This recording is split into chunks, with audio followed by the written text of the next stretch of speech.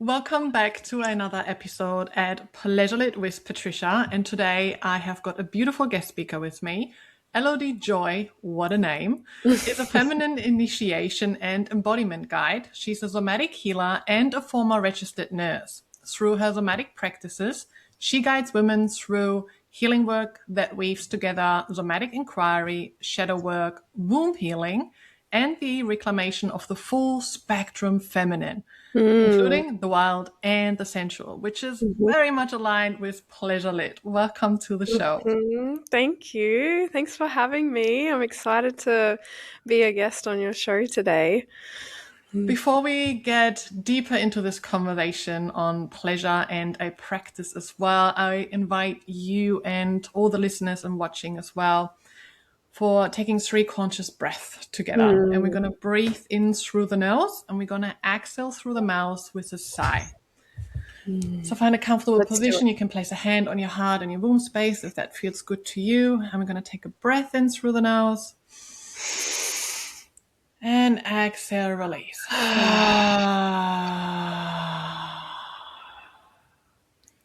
And again, we're going to take a breath in through the nose. You can close your eyes.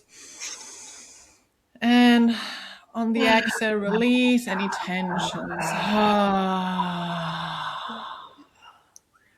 And for the third one, I invite you to soften your jaw, soften your shoulders, move in a way that feels good to your body, sound in a way that feels good. I'm going to take a breath in and exhale, release.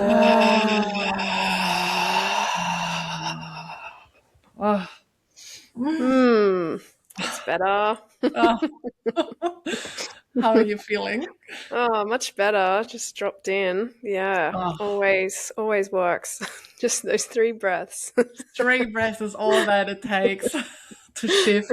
Yeah. And this is something that I encourage anyone who's listening and watching to just take the time for these 3 conscious breaths and then just take a moment to notice any shifts in your body, those sensations that you awaken. Oh, delicious.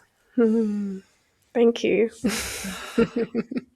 Interestingly, I'm a former registered nurse myself too. No way! Oh my gosh, I love that. So when I was reading that, I'm like, oh, that is so beautiful. I love connecting with women in the same field and space.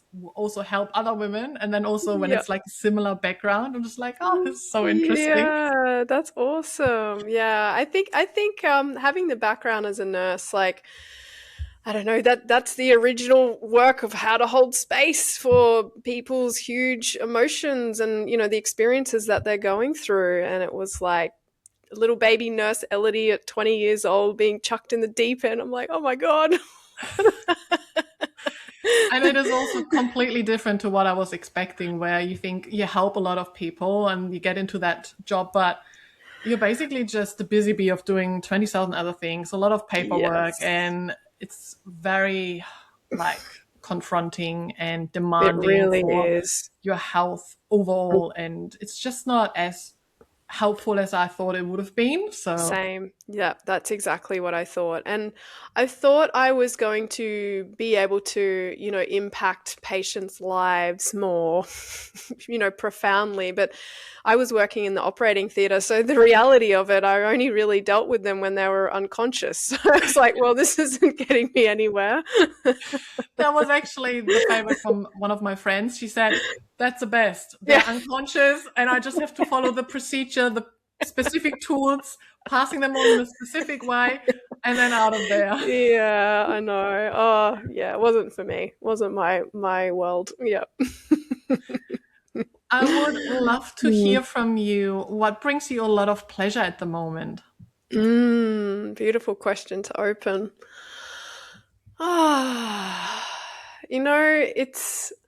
It's actually building my business on the back end, which is like really funny, right? Because, normally my answer would be like something really like feminine and sensual, right? But I don't know, I'm really vibing like the more masculine structures, like the putting in the discipline to really build out like that solid, like a strategy. And that's really bringing me a lot of pleasure, because I know that when I get that set up for myself, my feminine creativity, like my sensuality, my pleasure is going to be able to be contained within those structures. So I know that I'm building the riverbed for my future self to really be able to flow. So that's actually bringing me so much pleasure right now, is seeing that come into fruition. Yeah. I love that you share that. I had something like a realization not long ago where I work specifically with high functioning, high performing women who are very much like doing, doing, doing, doing, doing. Mm-hmm. And we get told so often, you need to slow down, you need to be soft, and you need to do all of these things, which for it's not weakness, but it is also something like for myself, I've realized I love also achieving things and doing things. And it turns me on when I Mm-hmm. am productive and creative and in that flow. And I have got days where I'm just really high vibing and love to get things done, but then now also in a Yep. pleasurable way. And it doesn't mean Mm-hmm. we need to slow down and do everything like really slowly. It just means slowing down when we talk about it to just feel yourself in those moments as well. But Totally. there's this misinformation out there that you just need to slow down. And I always think Yep. about this when doing the dishes, slow down. If I'm doing the dishes slowly, that's not like what lights me up, but Yeah, doing them in a way, putting on music, dancing to it and having, fun with it for needs a little sure. bit longer, but Yeah. it's so much more enjoyable. Yeah, yeah, definitely, definitely. Yeah, I think it's such a misconception as well that like sensuality has to be like that, that softness or that slowness. It can be, we can find pleasure in anything. It's about our putting our attention and our focus and our presence in what we are doing, and we can turn that into anything can be pleasurable if we Yes. want it to be. Mm. Yes, yes, yes. So much agree. Mhm. And being like the pleasure lit woman, for example, doesn't mean you're going to be less of it. You need to slow down and you need to give up everything. As you embrace and live from your pleasure, you can still do all of these things that you want to do, but you're actually Mhm. doing the ones that you desire to do and not the ones that you are expected to do or someone is telling you need to do. So Yeah. there's quite a Mhm. difference. Now, Totally. when we talk about pleasure, I would love to hear from you. What does the word pleasure mean to you, and how does it feel in your body? Hmm. It feels like an opening, and it feels like a permission. Yeah. Yes. When I think about pleasure and when I feel pleasure in my body, it feels like I'm giving myself permission and other people permission to be open to the potentiality or the possibility of what can be discovered or felt in a certain action or thing in their life or an experience. And I just think that's beautiful because, especially women, it's almost like so many of us, including myself in the past, like it's almost like we need a permission slip to feel good. We need to earn our pleasure. We need to tick off everything off our to-do list before we're then able to feel pleasure or access pleasure or be in a pleasurable state. And I fell into this trap for years. And it's only been in the last couple of Yeah. years since really going through my sensual and my sexual awakening where I'm like, no, pleasure needs to come first because then everything else can flow on so much more effortless from that. Pleasure is the opening, it's the activation of our creative states. It's the opening of our juices. It's opening of our like deep womb wisdom of, what is actually there underneath. It's not of the mind, it's like deeper. And it's a Mm. deeper felt sense where I don't know, when I'm in my pleasure, I can access my creative muse. My muse. I am my muse, right? I don't need anything outside of myself or to outsource that creative inspiration to anything or anyone else because I become my muse when I'm in my pleasure. And so I think it's so important that that women, we learn how to prioritize pleasure so that we may get things done in our life, not the other way around. So, yeah. Thanks for sharing that. What the to-do list example is such a great one. I was doing this for years as well, the to-do list. And then after that, when is this done? Which just like never ending the to-do list. And then I can relax and do this and do that. Where now, instead of also saying pleasure first, then to-do list, I now look at it, how can I make my to-do list pleasurable? Like, how Oh, can I go totally. through all of that with pleasure, accessing and awakening my pleasure, and then floating through that in a way where I'm just enjoying myself, riding those waves of pleasure. Totally, totally, exactly. Yeah. And every now and then, like when I'm in my, my mind focus, like doing my thing on my laptop, I need to have like a pleasure pause, and I'm like, because I can feel my mind getting like so swept up, and I'm like, okay, stop, pause, like, and I'll just do like a little quick somatic drop in to my body using breath, sound, movement, touch. Maybe I'll do it to one song, and I'll just like, okay, just come back to like my body, what's here. Maybe I'll go outside, walk barefoot on the grass and have the sun on my face, and just like come back to like what's real and true right now, rather than getting sucked into the never-ending list. Yep. I love you call it pleasure breaks. I've had others coming on saying the pleasure injections and Oh, I love getting a that. little like, fix up again. Yeah, I love that. They're like, "Dude." The pleasure injection. I'm good to go again. Yeah. Yeah, I've got like little tools on my desk as well. Ah, So if I feel like I'm too focused, I I drop love myself back in that. as well. Or just like, Oh, the little touches where you're a little bit more sensitive and that drop you back into your body.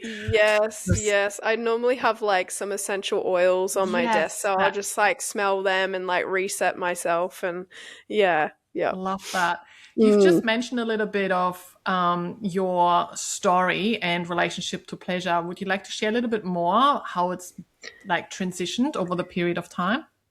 Yeah, yeah. So I would say that like I've always been quite a like sensual, pleasurable woman. I guess in the past, before I really dived deep into this world, in I think it was 2021, I started diving deep into my own sexuality and sensuality. Um, Prior to that, I felt a lot of shame around like accessing that part of myself. Like my pleasure like definitely came out in relationships, but it was always like a conditional thing, or like, I have to like fix them up first before me, and all of those really beliefs that we've just been handed in society, just because there was the lack of education and awareness. And I remember feeling like towards the end of my 20s being like, is this all it is? Like, is this what sex and intimacy is? Because like if this is it, then like it sucks. Like, and and then I met some friends, and they told me about the Eros temples on the Sunshine Coast. And I was like so nervous. I went for the first time on my own, and I was so nervous, but it was like a knowing. I was like, I have to go to this. And it just completely blew my mind. Like on the first night, I think we did the Wheel of Consent workshop and the 3-minute game practices, and it just like, oh my god, like it was like I had like peered down the rabbit hole like Alice in Wonderland, and I was like, this is amazing, what's down here? And then it just went from there. I went to study the conscious sexuality experience practitioner training with EJ Love, Yes. and that was a week of just like insane awakenings and like really claiming like these parts of myself that I had really shamed or been made to feel like taboo or sinful. And just really learning like what my boundaries are, and how to feel into my body, what my yes is and what my no, like what my desires are, what my needs are. How to really claim my sacred seductress, how to claim my dominator part, like my sacred queen, like all of these different archetypes. And it was just so healing for me, because I really felt like all of these parts of myself that had been squashed and suppressed and being made to feel like too much or not enough were just like finally free to be seen and loved and like integrated into wholeness. And it just kind of led me down this amazing journey of pleasure. And like I've explored different temples and different tantra retreats and different workshops and things like that for the past couple of years, like all around the world. And it's just so beautiful to really know and feel like what I like and what I need and what I don't like. That's probably the most important piece, is like knowing what I don't like and how to speak up in the moment of when like a boundary of mine has been crossed, or if I don't give consent. And that actually has been really liberating and empowering for me to truly own and claim my pleasure, because I think before I knew how to say no, I was too afraid to say yes. And, there was like a contraction, a closing up around any sort of pleasure possibilities with people. And I really feel that like being able to claim my boundaries and speak up for myself has really, I guess really liberated me, like empowered me to be able to ask for what I want, and not be afraid of it being too weird, or like if I want to have my toes sucked, it's like, yeah, that's my pleasure. Like, and I'm totally fine with that. Great example. Love that. Yeah. Thank you for sharing a part of your journey with us. What would you say is something that helped you on that journey to feel safe in your body, to actually open yourself up to pleasure?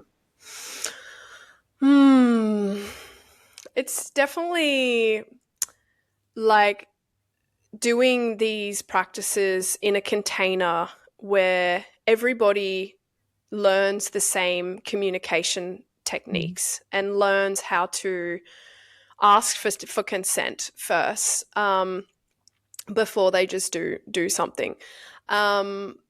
And I'm a real advocate for people, first timers, even like if you're new to this and you like don't know where to start, like go to a conscious tantra temple or a pleasure temple and learn the art of, the wheel of consent is like the bread and butter of this work for safety.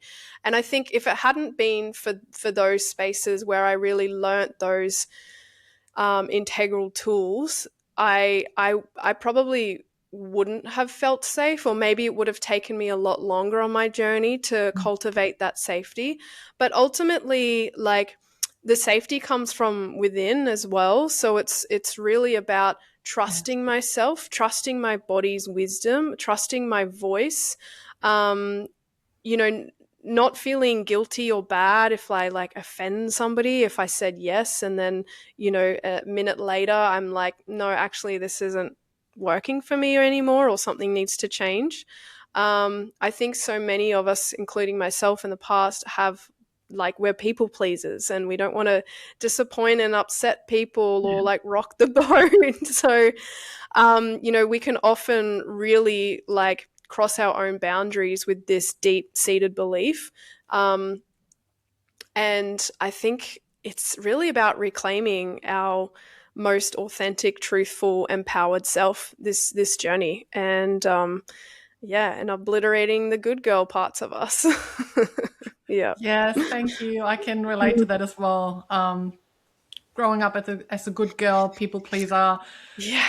high achieving, high functioning, and I had to also learn to say no, learn to actually speak my desires, my needs. So actually, first of all, give myself permission to actually, Yes.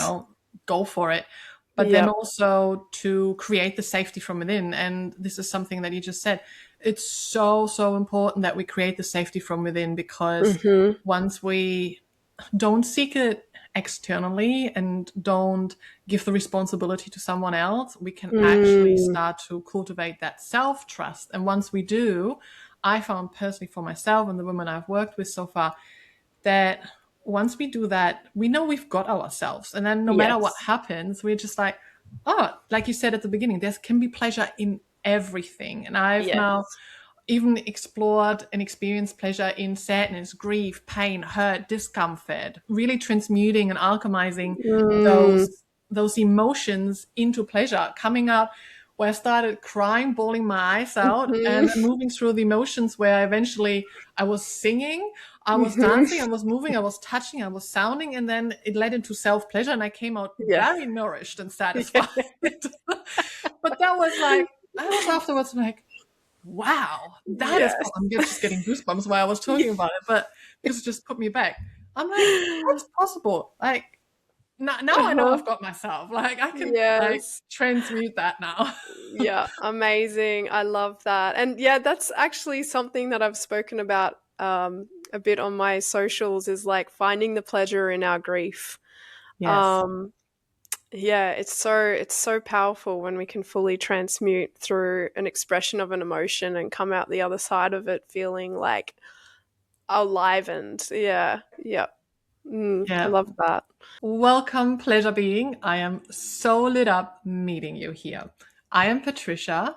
I grew up as the good girl, high achieving, performing, functioning, unable to receive. And after surviving my DV marriage, I spent years rebuilding the safety within my body and alchemizing that disconnection into pleasure to feel lit up, to feel deliciously turned on by myself, in my life, business, motherhood, and relationships. I guide women to deepen their relationship with their body so they can start feeling themselves again. And this way, you can live and lead from your pleasure. I am the founder of Pleasure Lit, your pleasure lit from within. I am the best-selling author of The Pleasure Lit Way and an award-winning pleasure explorer and educator. And when you're ready to awaken, deepen, and widen your pleasure, choose your path at pleasurelit.com. What are your Mm. like your personal portals to pleasure? How do you ensure you activate and awaken your pleasure like in your day to day, for example? Mm. Mm. Well, I have a pretty strong morning practice. I do a short breath work session in the morning, like maximum 10 minutes. And then after that, it's either doing just like self-led yoga or dancing and movement. And I really just let the music like permeate my soul, and I just Mm. move intuitively however my body wants to move. And sometimes it looks really like feminine and sensual and sexy, and other days I just look like a gorilla or something, you know. I just let my body do its thing. It's really like a body-led practice. um when I'm eating my breakfast, I sit outside and as much as I can, like try to eat mindfully, really savoring the taste. So for me, like pleasure is really linked to my five senses. Um, Yes. and it's just something that I'm always trying to be more present in, because then we can feel it anywhere we are, right? Like right now I'm looking at the trees moving in the wind and I'm hearing the breeze through the leaves, and I'm like, Mm. that's pleasure right there. Pleasure is presence. Yes. um yeah, so it's throughout my whole day, but my morning practice is the part where I really try to set up my day for presence and pleasure. Yeah. Yeah, morning is Mm. such an important moment in our day before we get Mm. into all our to-do things. Totally. Yeah. What would you say has been like your or one of your biggest shifts in your relationship with yourself as a woman? Mm. Yeah, like how pleasure has shifted my relationship. Any shift in the Yeah. relationship with yourself as a woman? Hmm. Well, I really feel just like going down the path of feminine embodiment has been monumental. Like, and that Mm. involves like sensuality practices, pleasure practices, connecting more to my womb, really, really feeling her and what she needs, and really listening to her wisdom and her gifts that she's here to bring. Like I feel like my womb is like the deep seat of a woman's inner knowing, even if you have a physical womb or not, like it's an energetic space. Um, and yeah, I guess also like really knowing and feeling and embodying safety within myself, and cultivating my own healthy inner masculine energy so that then I can show up in the world in more of my heart led presence. Mm. Um, I know definitely, like, you know, only a couple of years ago when I hadn't cultivated my own healthy inner masculine, I know for sure my heart was closed, as a way of protecting myself from, you know, the world, from all the atrocities out there, from all of like the pain and the suffering. And I guess like living with more of a heart led existence, knowing that I've got like that strong pillar of my own inner man, like, you know, holding the fort behind me. It's like it's really allowed me to show up in the world in such a more softer, loving, open-hearted existence, which has then helped me to really, you know, drop more into my feminine and show up more as the type of woman that I want to be in the world. Yeah. Yeah. Thank you for also Mm. sharing that the inner masculine isn't our enemy. So it's not about dropping our inner masculine and just be fully in Mm-mm. our feminine. We actually need both, and We need both. like I like to explain it as they love each other. They love to play with each other. Totally. They love to seduce each other. They flirt with each other. They love to make love with each other. I Mm-hmm. had an experience where I had like my inner masculine, inner feminine having a dialogue, and I was Uh-huh. just like, words came out. I'm like, wow, I had no idea. And then they had like an inner marriage, and I'm guiding women Yes. through the inner masculine, inner feminine marriage within my Mm-hmm. Pleasured Woman program as well, such as Mm-hmm. also creating safety from within. So it's all part of that. Amazing. And really, that's why I just love how you said it's the inner masculine is part of all of that as well. Like we need to tap into both of them. Totally, totally. Because otherwise, if we don't have that, we're going to outsource that to someone else. And Yeah. I know for me, like growing up, not having my father around, that was very much missing. Mm. So I've had to outsource that to real men. And there's been a whole lot of terrible relationships and terrible choices happen there. But it's only been until I really cultivated my own healthy inner masculine. And I was like you, I like he has a name, and you know we went on crazy cool adventures together, and they had a little cabin in the woods where they would make love, and, and he would come home Love from like that. chopping wood, be all sweaty, and I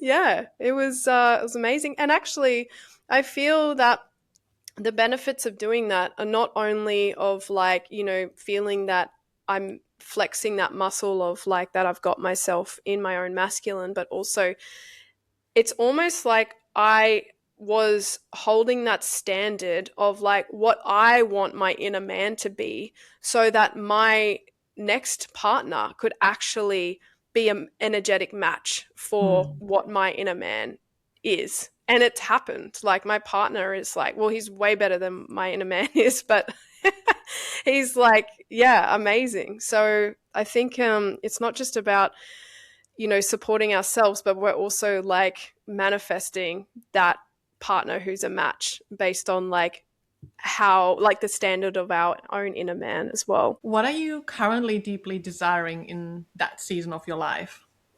Do you have like a pleasure bucket list or something? Great question. Hmm. I don't know. Well, I mean, I've explored a lot of like play spaces, conscious kink and conscious BDSM and pleasure temples and such like that. I think the season of my life that I'm in now is really going deep with my partner, and um, you know, really like doing embodied like tantric practices together where we're fully just in each other's energy world realm, like, yeah. And so that's the current like exploration that's happening right now, because for me, like, he's my first conscious relationship. Like, I've been single since I was like 29, so it's been like 6 years that I've been single, up until the last year. And so for me, it's really quite beautiful to put all of these practices to use with a devoted partner, where we can really go deep, and we have that embodied trust and safety, and that deep, deep, deep love for each other. So really, it's about like finding the space of like sacred union with each other, and it's just something that we're both like enjoying discovering, and you know, yeah, seeing where the rabbit hole takes us with that. So yeah. Oh, I love that. Mm. When we've talked about how you access your pleasure in your day to day, do you have a favorite pleasure practice or ritual? And would you be able to guide us maybe through one as well? Yes, yes, I have everything here. So something that I really love to do, like I said before, I love really getting connected to the five elements, like sight, sound, touch, taste, and feel. um, and so this is something that, you know, you can like carve out a space and time to do this little ritual, put on some nice music, light some candles, create like a little cozy nest. Or you can just do it throughout your day when you're like wanting to have a little pleasure injection. Basically, like, we're just going to, so I've got some chocolate here. Oh, Um, yum. you know, we're going to connect to our breath, sound, movement, and touch in whatever way that looks like to us, because that really allows us to drop out of the mind and connect back to the body. So, you know, we can do it together right Okay. now. Yeah. So, wherever you are, if you're not driving and it's safe too, I invite you to close down your eyes, and just taking 3 slow, deep, grounding breaths in through the nose, out of the mouth, preferably. And if you can make the exhale 1 count longer than the inhale, that just really helps to massage the vagus nerve, putting us into a parasympathetic nervous system state. And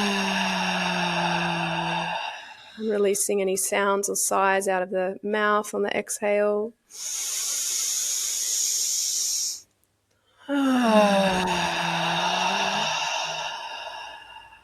Last one.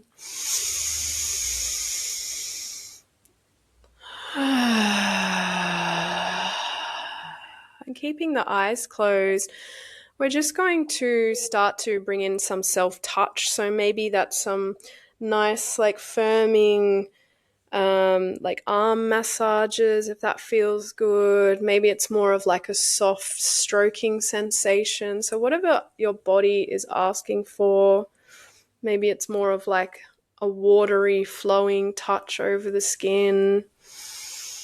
Continuing to breathe and continuing to sound or sigh.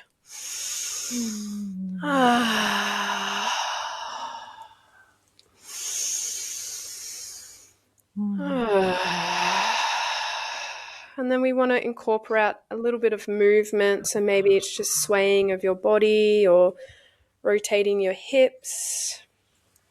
And then we're going to bring all 4 of them together: breath, sound, movement, and touch.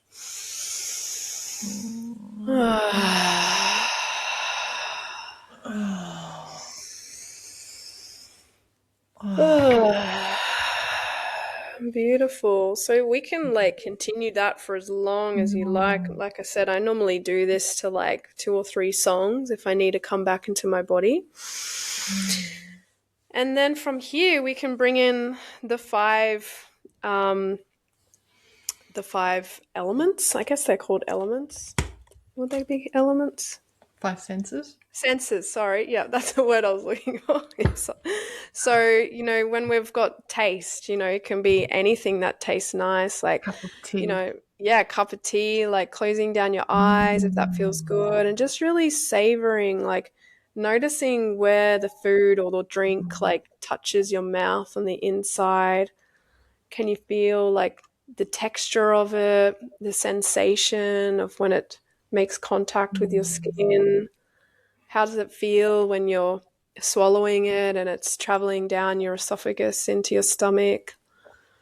So it's really just about, yeah, being present. So that's taste. Smell.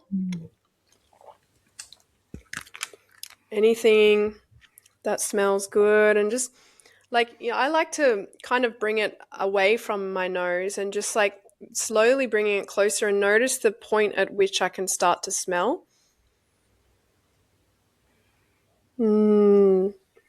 And noticing like where it hits you in your body as you take in the smell.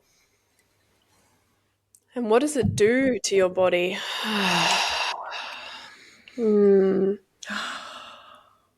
Noticing what areas of your body relax and soften when it takes in that scent.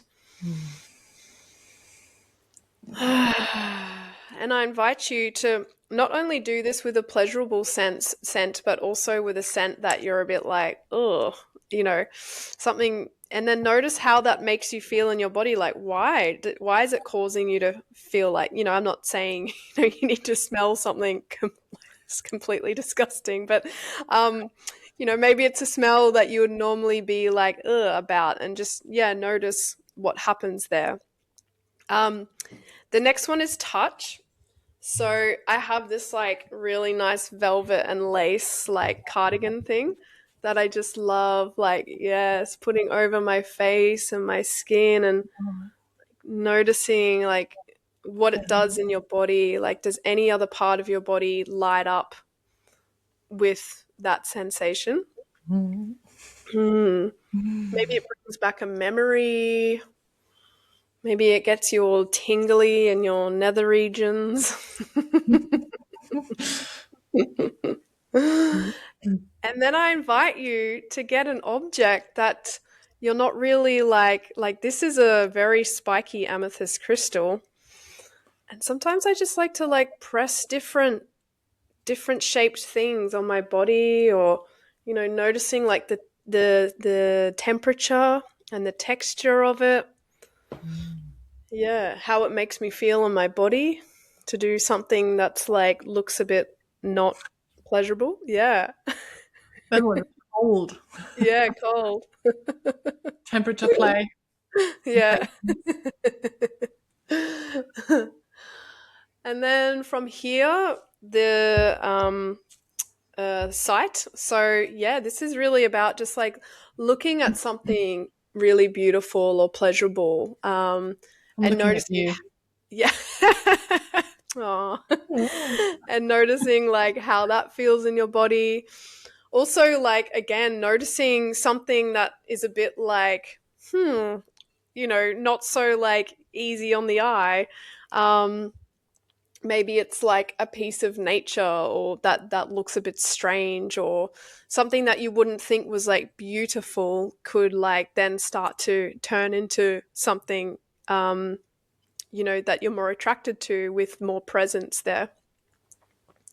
And then the last one we have is hearing. So with this, I tend to like play some music that I like, or I have like a sound bowl that I play. Maybe you have an instrument that you like to listen to, or you can play and you can hear as you're singing, playing it. Yeah, I mean, you could even try singing or humming or chanting and hearing your own voice and how that sounds and feels in your body. And so, yeah, these are just some really easy practices that you can do, and you can even do them with a partner as well. Like, I love to tease my partner with chocolate or some food, and blindfold him, so he's fully present in all of his senses, obviously other than sight. But yeah, this can really then activate and awaken more of our bodies as well, when we have the removal of a sense. So yeah, try it out. See Thank how you you. go. Thank you for Mm. sharing that. Oh, that's like all my things, like the five senses, a little bit of a kinky play, the sensations. That's Yes. all like, and 100% you can use it in partner play, you can use it in your solo play.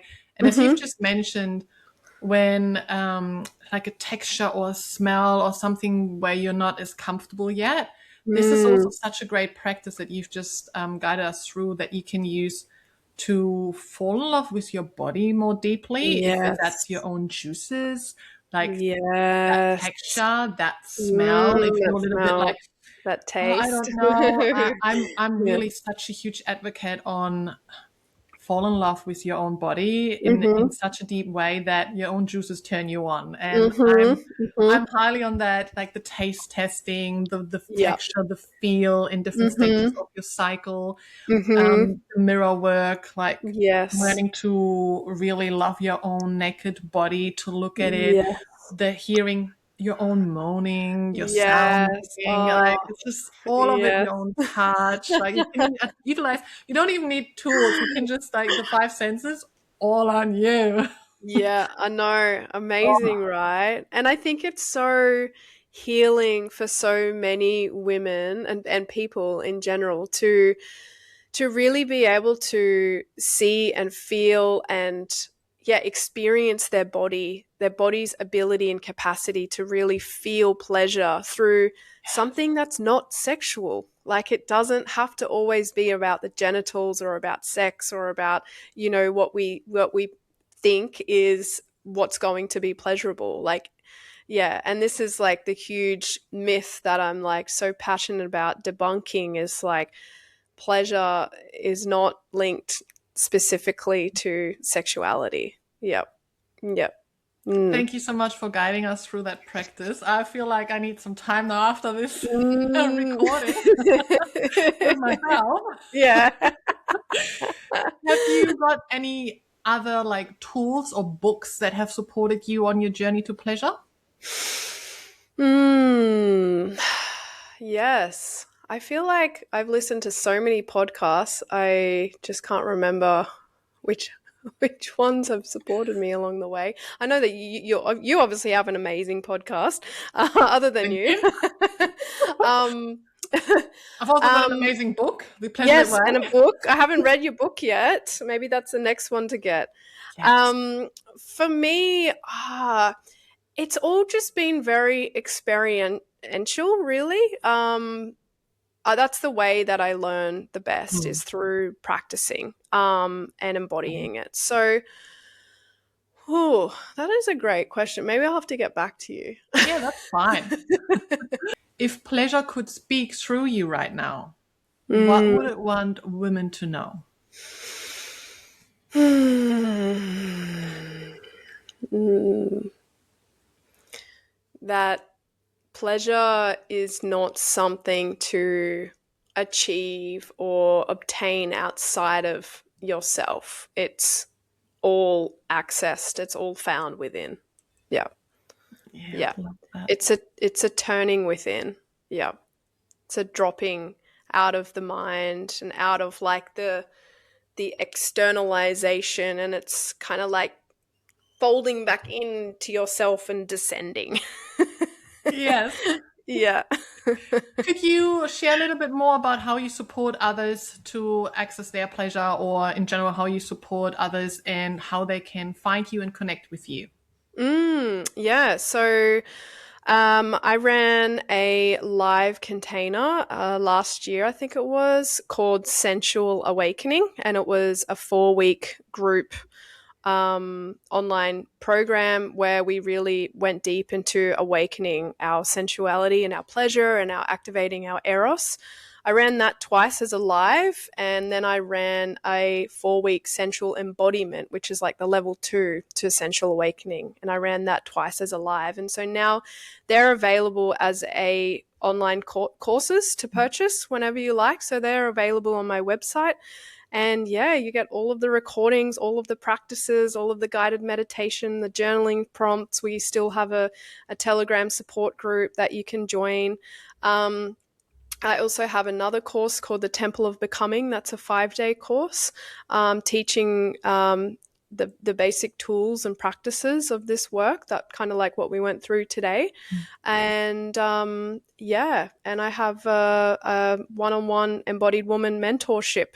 That's my like flagship program container where I see women one-on-one. We work together for either 1 month or 3 months, and yeah, it's really about going deep into like embodying their femininity, becoming like that sovereign, sensual, alive, magnetic, raw, primal, full spectrum woman that they know and feel that they are. But, you know, obviously, you know, there's blockages along the way or limiting fears and all that stop us.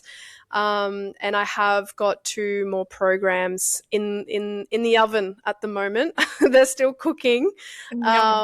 Yes, so they'll be very exciting. So one's a 7-week course and another one is a 3-month group course. So Wow. yes, stay tuned. Yes. But I'm very passionate about it. Where can they find you?